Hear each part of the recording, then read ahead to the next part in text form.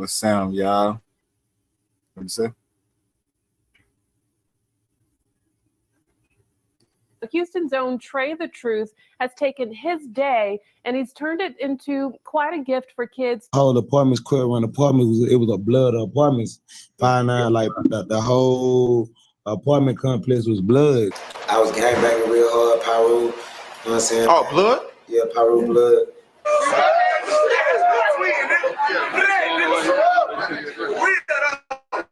In a real way, nothing like tell him, let him know where he at. This is the last time.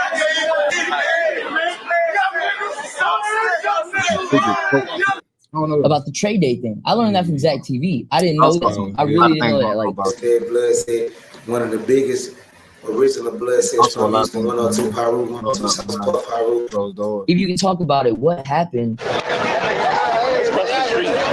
Somebody lost their cap. You better get that. You heard, man. Shout out to Maxo, man. You heard what my nigga Maxo just said. Let's promote more positivity. Let's promote more positive. Since we talking positive, let's all. We got our big brothers out here like Big Trey the Truth. You know, the shout out to Big Trey. I ended up catching a big ass case. Concert thing in Houston about one of these artists called Trey. We ended up having an altercation with, you know what I'm saying, a shootout and shit.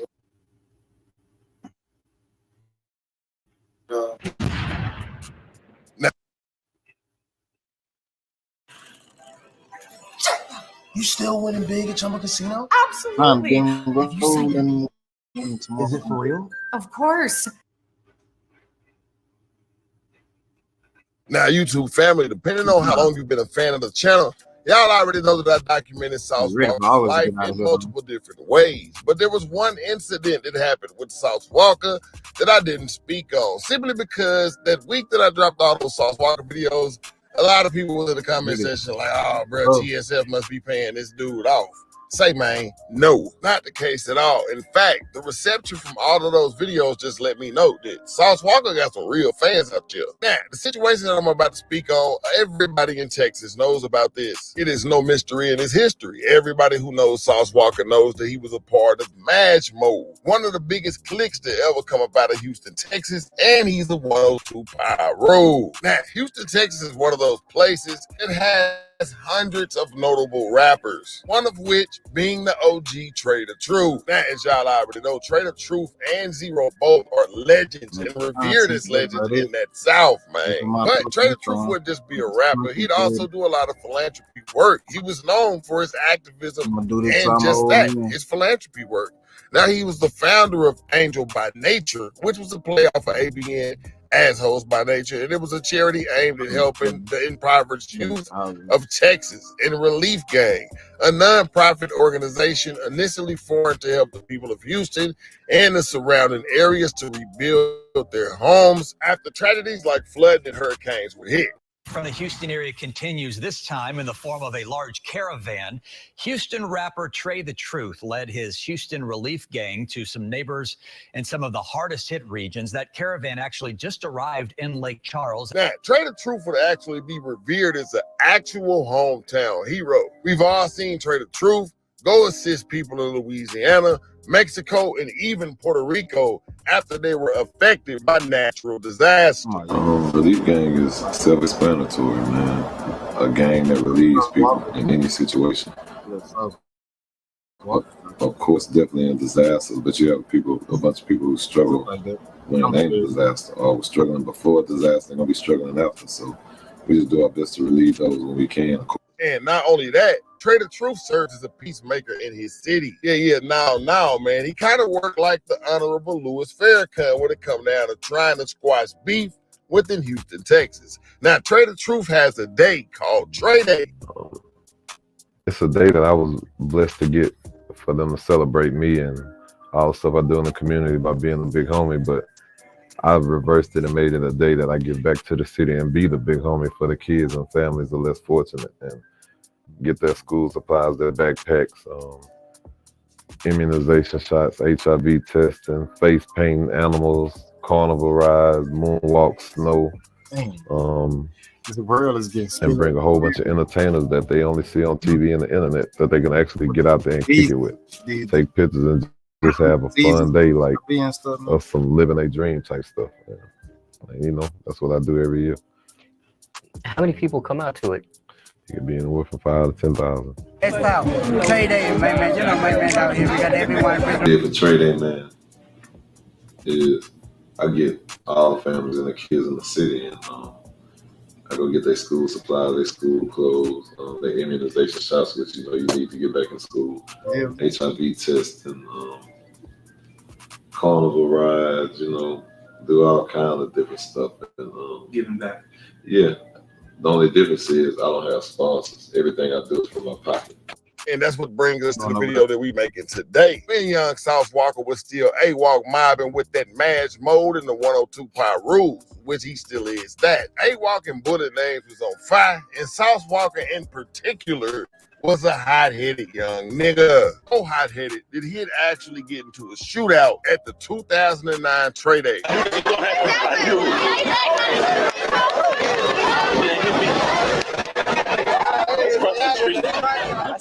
I lost that cat. You better get that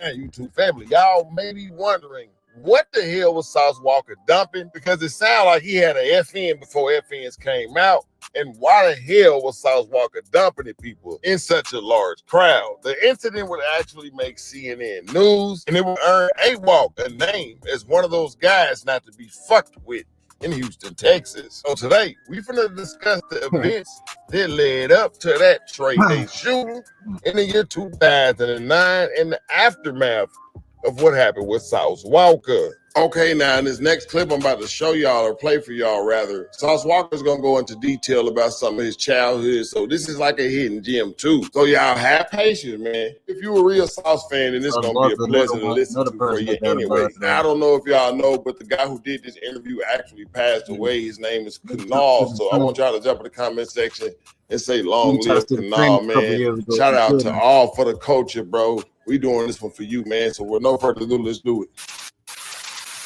So at what age you were I know you were heavy into the gangbanging shit. That's how I first found out. How did you get involved in that? Like, why do you feel you got involved in that? All the flexing, I mean. You know what nobody talks about when it comes to building a content creator business? That if you're not using a tool like HoneyBook to stay organized and professional in your communication, you're probably leaving thousands. So really, flexing can get other people hurt. Because you know what you'll do to somebody. You know what you'll do to them if they run up on you. So why flex? You want to kill somebody?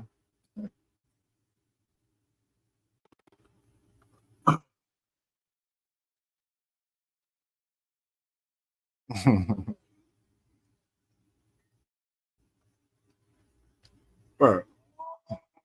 Or was something that they didn't even work for or had nothing to do with, and they try to take people's stuff. Cause my mama, I got in Peru because I was living on Funding and Quail Run apartments between Funding and West Airport and Belford. Yeah, for sure. In West Belford Airport or whatever. That's why I was staying at, and like in the apartments, the whole apartments, Quail Run apartments, it was a blood apartments. Find out like the whole apartment complex was blood, all in one set under my my big homie that not my big homie now, but at the time when I was young, like him, PJ, Chris, I still know all the brothers to this day, like 7 brothers. They all fat now, but I know them all to this day. They all stayed in the apartments with me. Well, they never made no kid when my mama was living or whatever. Long story short, like I said, because of my mama addiction, like she'll owe niggas money in the apartments, or she'll just have all different type of crazy shit going on, where people will come kicking my door and steal. One time somebody threw a brick through the glass window and had a note on it, just all type of just unbelievable shit I was going through as a child. And it was like, I should have got some help because I could rap. Wayne or you know what I'm saying? And I was a cool ass little kid and I can rap. All the older kids in like whatever neighborhood area I lived in, they always like had a special love for me because I could rap, I could freestyle. I'm the nigga that got the little karaoke machine rapping and shit. So they always showed me extra love for that. And one of the times that my mama had a situation, the Bloods in my neighborhood had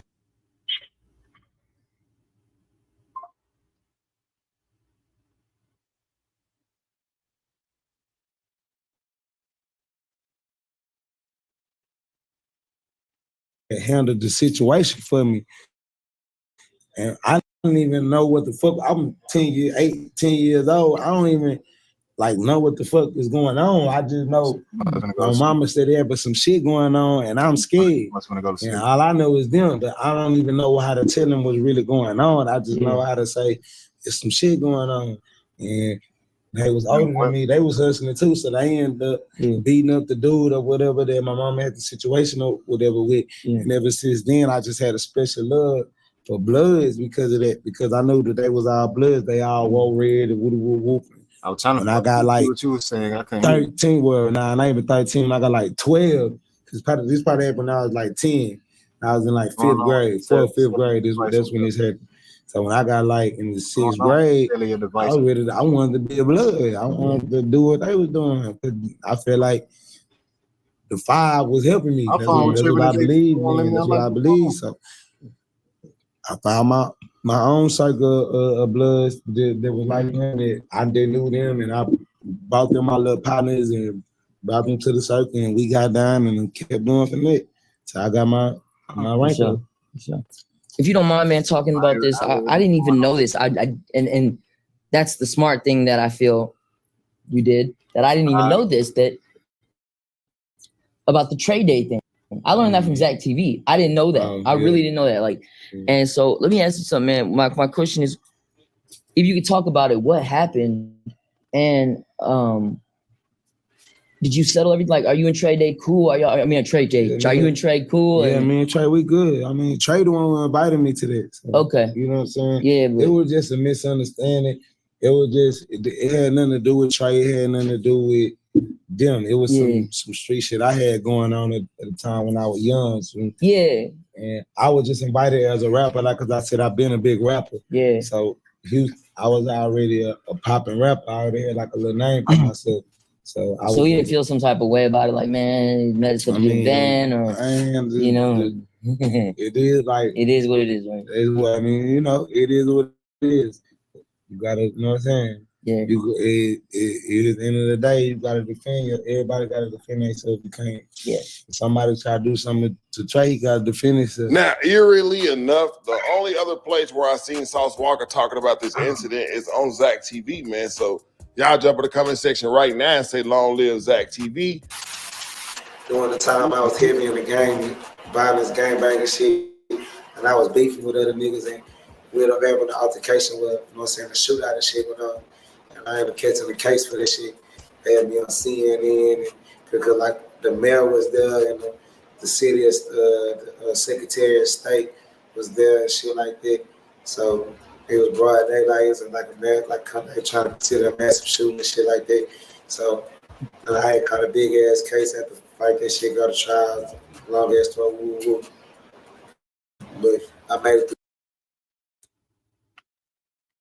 We need a small business loan fast. I got this. Lone Falcon! There's a better way to get a.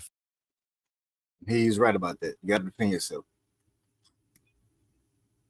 Through that situation, me and my niggas, we all stayed solid. You know what I'm saying? But that really put a big hold on my career young, because I was buzzing back then. That's why this time when I came out rapping, it was so easy for me to blow up. So yeah, YouTube family, man, that boy Sauce Walka was really living that life when he was mashing with the mash mode and going under the name AWOL, man. Thank God that boy started rapping, because where he was headed, boy, he was finna definitely be getting thrown up underneath the penitentiary very soon. Y'all know Texas don't play them type of game, bro. Yeah, no, I'm surprised he even out right now, bro. I'm surprised 8 people got popped up. And they say Sauce Walka was doing the dumping. Now, I know some months back, bro, this had to be like 5-6 months ago, I told y'all I was gonna do a mash mode video Are y'all still interested of hearing the history of Mash Mode, bro? It's a crazy story. It's gonna be a lot of detailed information inside of it. It's gonna take me about a week, YouTube family. So I need to see and know right now. Jump in that comment section if y'all want to hear that Mash Mode story.